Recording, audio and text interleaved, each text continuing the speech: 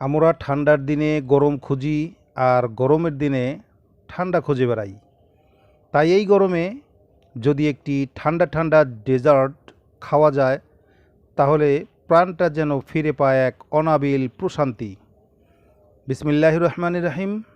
আসসালামু আলাইকুম সুপ্রিয় দর্শক, আমরা সে কথা মাথায় রেখেই আপনাদেরকে আজকে আমরা তৈরি করে দেখাবো সাবুদানা দিয়ে ফুড কাস্টার্ড ডেজার্ট রেসিপি। আশা করি আপনাদের ভালো লাগবে। প্রিয় দর্শক, যদি ভালো লাগে তাহলে আমাদের এই রেসিপিকে একটি লাইক দিয়ে দিবেন এবং অন্যজনকে দেখার জন্য আমাদের রেসিপিটা শেয়ার করে দেবেন। প্রিয় দর্শক, এটা আপনারা ইফতার আইটেমেও অনায়াসে রাখতে পারেন।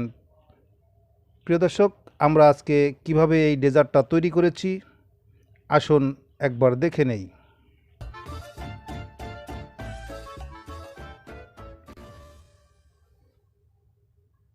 প্রিয় দর্শক, আমরা নিয়ে নিলাম মেজারমেন্ট কাপের 1 কাপ সাবুদানা এবং এখানে আমরা পানি দিয়ে ভিজিয়ে রেখে দেব এক সাইডে। তারপরে একটি প্যানের মধ্যে আমরা এখানে হাফ লিটার দুধ দিয়ে দেব। আমরা দুধটা ফ্রিজে রেখেছিলাম জাল দিয়ে, সেই দুধটা দিয়ে দিলাম এবং দিয়ে একটু নাড়াচাড়া করে নেব বলক আসা পর্যন্ত। প্রিয় দর্শক, আমরা 3-4 মিনিট জাল দেওয়ার পরে দুধটা বলক এসে গেছে এবং আমরা চামচ দিয়ে নাড়াচাড়া করে দেব। আমরা যে সাবুদানাটা ভিজিয়ে রেখেছিলাম সেটাকে এখন দিয়ে দিলাম, দিয়ে আরও কিছুক্ষণ আমরা নাড়াচাড়া করে নেব। এখন আমরা দিয়ে দেব কাস্টার্ড পাউডার। আমরা যে তরল করে রেখেছি সেই তরলটা দিয়ে দেব, দিয়ে আস্তে আস্তে দিয়ে দেব এবং একটি চামচ দিয়ে আমরা ভালোভাবে নেড়ে চেড়ে নেব।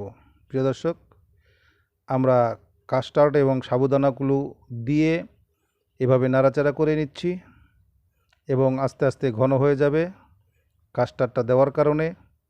এখন আমরা দিয়ে দিব আমাদের এই চামচের 2 চামচ পরিমাণ চিনিটা আপনারা আপনাদের পছন্দ মতো দিয়ে দিবেন। যে যেমন মিষ্টি খান তেমন চিনিটা দিয়ে নেবেন। আমরা নাড়াচাড়া করে যাচ্ছি। প্রিয় দর্শক, দেখতে পাচ্ছেন বলক এসে গেছে। আমরা আরও কিছুক্ষণ নাড়াচাড়া করে নেব।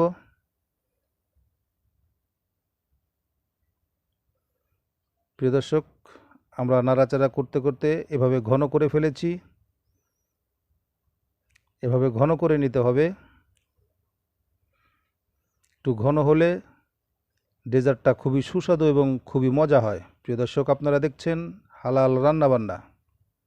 প্রিয় দর্শক, আমরা এখন এগুলোকে নামিয়ে নেব। একটি বাটির মধ্যে প্রথমে আমরা দিয়ে দিলাম ফ্রুটের মধ্যে তরমুজ এবং তারপর দিয়ে দিলাম ফালি করে রাখা আঙ্গুর ফল এবং স্লাইস করে রাখা আপেলের স্লাইস এবং দিয়ে দিলাম আমরা বেদানা এবং উপর দিয়ে দিলাম আমরা কলা।